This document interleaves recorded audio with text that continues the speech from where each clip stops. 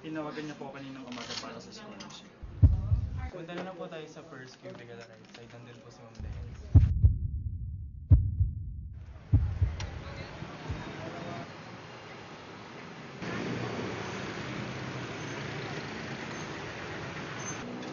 Lumaki ako nagsusumikap.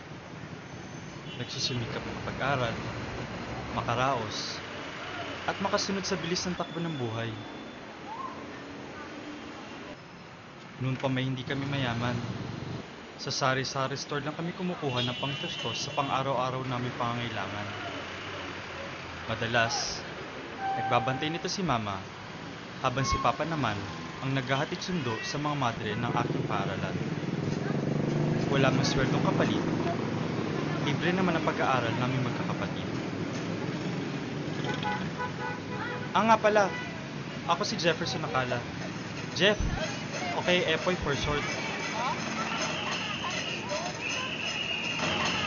Jeff, anak, Bakit po? hanggang kailan ba ito pwede bayaran? Ano pang sleeper mo? Kailangan na daw po bayaran kasi dahil hindi po maayos ang clearance ko hanggat hindi pa ako bayad. Hindi lang mo kasi pang business natin.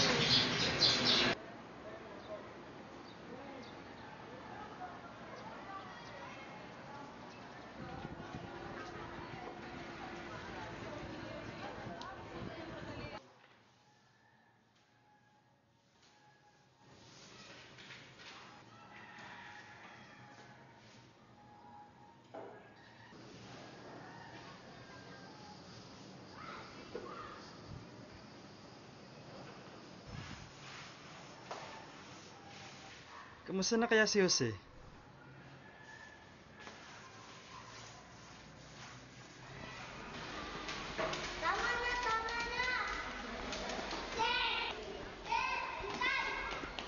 Yan si best friend. Isang tunay na kaibigan. Sa tuwing ako'y napapahamak, lagi ko siyang naaasahan.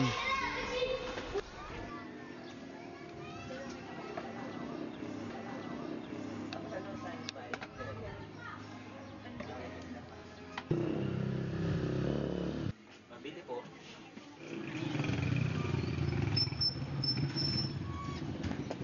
Ate Be! Ate Be! Ano yun? Ticket po. Ano nangyari? Epoy! Hay nako, anong ginawa mo? Ano nangyari sa'yo? Kuya, salamat po sa paghatid. Tara.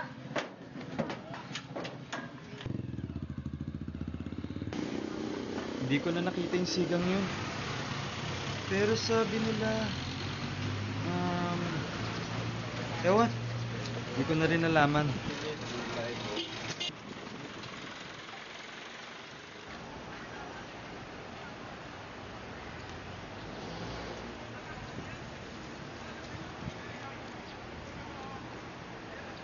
Sir Jeff! Sir Jeff!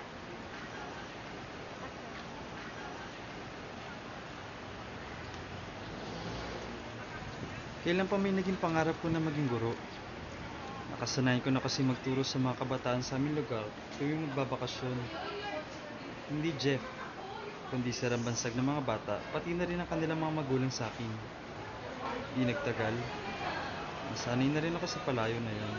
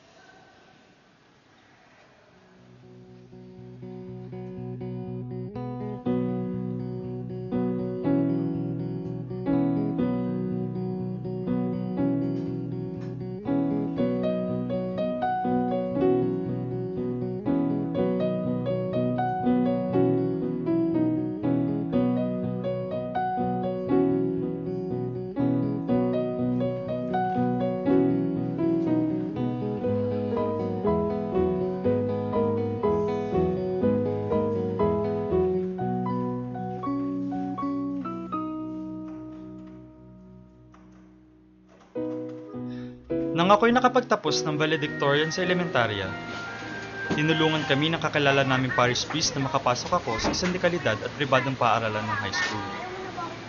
Sa awa ng Diyos, nakatanggap muli ako ng scholarship. Tiniis ko ang pangungulila sa aking pamilya. Dito na kasi sa paaralan ako nakatira. Parang seminarista ang buhay ko rito.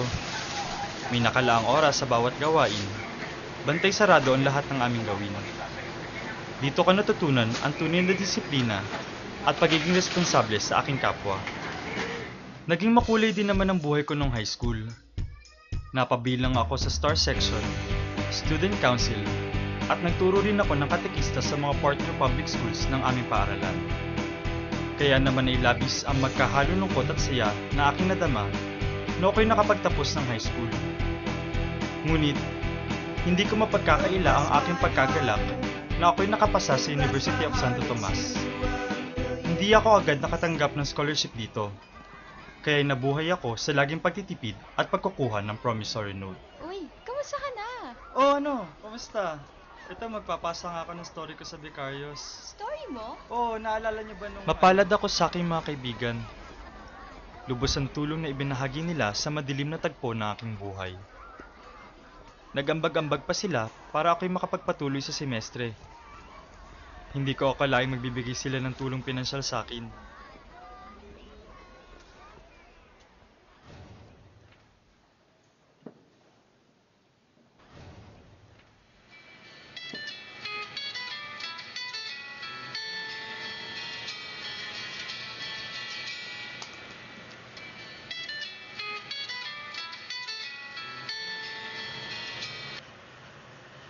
Hello? Opo. Ako nga po si Jeff. Talaga po? Nakapasa po ako sa scholarship? Salamat, ma'am. Sige po, dadaan na lang po ako mamaya sa OSA. Thank you po. Yes!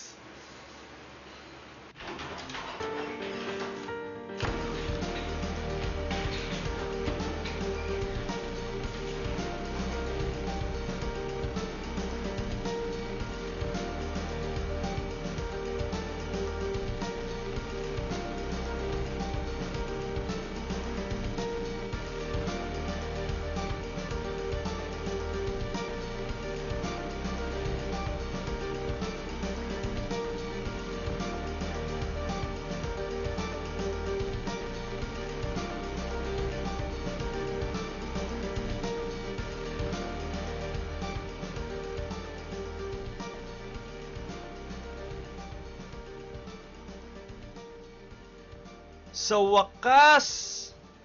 Natanggap na rin ako sa ina-applyan kong working scholarship. Na-assign ako sa Chem Lab ng College of Science na maglinis at tumulong tuwing may experiments. Laking pasasalamat ko at ng aking mga magulang sa Panginoon. Muli naming nalagpasan ang mga pagsubok ng buhay.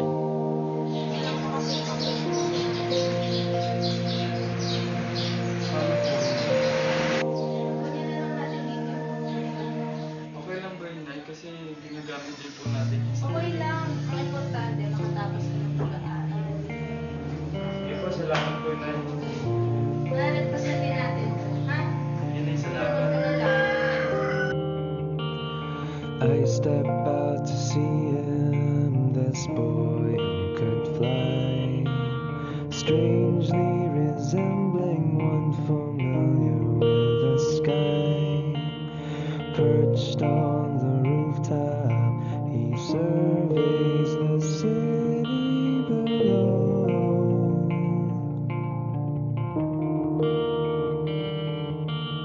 Look over his shoulder and wonder if we're focused on the same spot. The sidewalk that bends home is light years away. 100 flights down seems like a fraction. Despair and delirium play hide and seek, but the boy remains oblivious when he says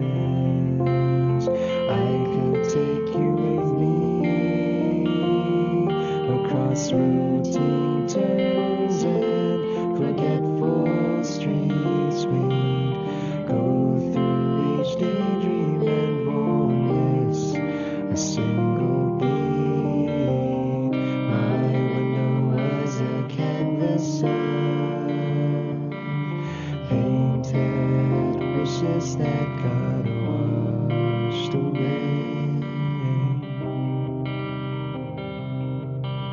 Whenever the sky fell,